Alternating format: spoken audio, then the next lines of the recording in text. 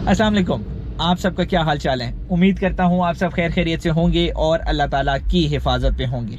आज का जो व्लॉग है वो बहुत ही ज़्यादा इंटरेस्टिंग होने जा रहा है। रीज़न बिहाइंड दैट इज़ कि मेरे पास एक तगड़ी किस्म की खुशखबरी पहुंची है और ये हो नहीं सकता कि मेरे पास एक खुशखबरी पहुंचे और वो मैं आप लोगों के साथ शेयर ना करूं। अब आप लोग ये सोच रहे होंगे कि वकास भाई जितने जोश और वलवले के साथ आप ये खबर देने जा रहे हैं और जो आपकी बॉडी लैंग्वेज बता रही है, तो ये खुशखबरी तगड़ी होनी चाहिए। मतलब ऐसी खुशखबरी होनी चाहिए जिससे हम भी वाह वाह कर उठें। तो इधर एक लिहाज से मैं आपको बताता चलूं या इत्मीनान दिलाता चलूं कि यस, आप वाह वाह कर उठेंगे, ज्यादातर आप लोगों में से। बाकी सारे करते नहीं करते, वेल हर बंदे की अपनी चॉइस है। मेरा काम है अच्छी खबर आप तक पहुंचा देना और जल्द से जल्द पहुंचा देना। सो भाइयों, खुशखबरी ये है कि MGHS जो है वो फाइनली पाकिस्तान में लोकली असेंबल होना शुरू हो चुकी है, जिसका दूसरा मतलब ये है कि अब जो MGHS आपको मिलेगी, नंबर 1 वो सिंपल MGHS नहीं होगी। लोकली असेंबल्ड जो MGHS है वो नए नाम के साथ आ रही है, दैट इज MGHS एसेंस। सो अब जो आपको MGHS मार्केट के अंदर या रोड्स के ऊपर चलती नजर आए, तो उसमें अगर आपको एसेंस लिखा नजर आ जाए तो इसका दूसरा मतलब ये है कि ये पाकिस्तान में लोकली असेंबल हुई है। लोकली असेंबल गाड़ियों के बहुत से फायदे हैं और उसमें सबसे बड़ा फायदा जो मुझे लगता है दैट इज कि उसके पार्ट्स की अवेलेबिलिटी बड़े आराम और सुकून के साथ हो जाती है और मुनासिब कीमत में हो जाती है।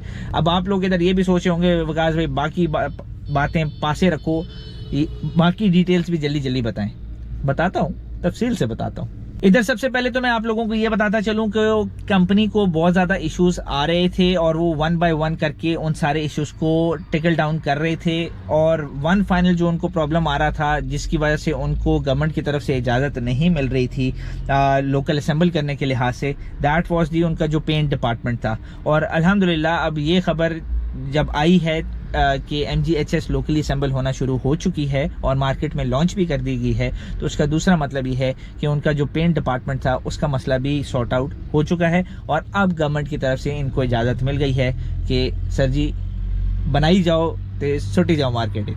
एक सवाल आप लोगों के जहन में आ रहा होगा, दैट इज कि ठीक है लोकली असेंबल्ड हुई है, सब कुछ बाकी अपनी जगह, बट और क्या अपग्रेड है? तो अपग्रेड के लिहाज से इधर मैं बताता चलूं कि MG ने एक बहुत ही इंटेलिजेंट मूव चली है, दैट इज कि उन्होंने अपने 10,000 कस्टमर्स का फीडबैक लिया है और उसके बाद उन्होंने 2 चीजें अपग्रेड की हैं।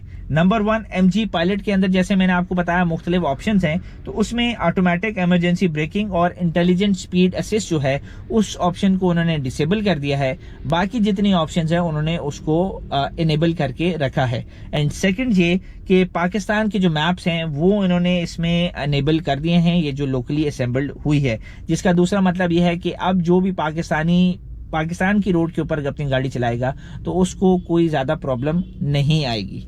अब अगला दी मोस्ट इंपॉर्टेंट सवाल जो आप लोगों के ज़हनों में चल रहा होगा कि विकास भाई काइंडली खुद ही समझ लें और खुद ही आंसर दे दें, तो आप लोगों के ज़हन में सवाल अब प्राइसिंग के लिहाज से चल रहा होगा। तो यस, इधर मैं आपको बताता चलूं कि ये जो लोकली असेंबल्ड एसेंस है ये अब आपको पाकिस्तानी मार्केट के अंदर 70 लाख रुपए की पड़ेगी। अगर 70 लाख सुन के आपकी तबीयत थोड़ी बोझल हो रही है तो इधर मैं आपको बताता चलूं कि 68,99,000 रुपीज में आपको पड़ेगी, जिसका दूसरा मतलब ये है कि 69 लाख रुपीज में। तो 70 में अगर आपकी तबीयत खराब हो रही है तो चलिए 69 लाख रुपीज में आपको ये गाड़ी मिल जाएगी। अगला सवाल जो आप लोगों के ज़हनों में होगा वो वारंटी से रिलेटेड है। जो पहले वारंटीज आ रही थी MGHS की, दैट वाज 4 साल या लाख किलोमीटर गाड़ी चल जाए।